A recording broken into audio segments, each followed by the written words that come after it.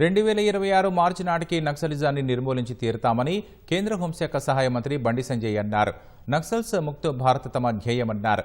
కరీంనగర్లో నక్సల్స్ నరమేధం మేధోమదనం పేరిట ఏబీవీపీ నిర్వహించిన చర్చలో బండి సంజయ్ పాల్గొన్నారు.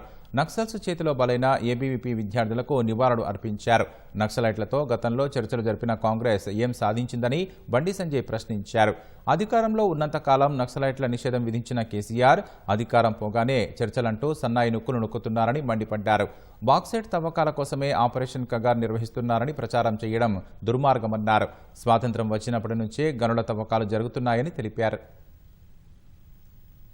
నక్సలైట్ల దేశభక్తులు అని చెప్పి ఇవాళ సమాజంలో కూడా చూపెట్టే ప్రయత్నం కొంతమంది అర్బన్ నక్సల్స్ పేరుతో చేస్తా ఉన్నారు. ఈ దేశంతో సంబంధం లేకుండా విదేశీ సిద్ధాంతాలను పుడిపుచ్చుకొని దాంతో పాటు ఈ దేశ సిద్ధాంతాలు కావు, ఈ దేశం భారత జాతీయ పతాకం ఎగిరేదంటారు, ఎగిరేస్తే చంపేస్తామంటారు, చంపుతారు.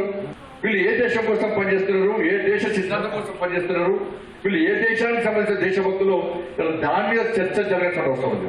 అన్ని చూసిన తర్వాతనే నరేంద్ర మోడీ గారి ప్రభుత్వం చాలా కఠినంగా వ్యవహరిస్తూ ఎట్టి పరిస్థితిలో నక్సలిజాన్ని ఉపేక్షించే పరిస్థితి లేదు.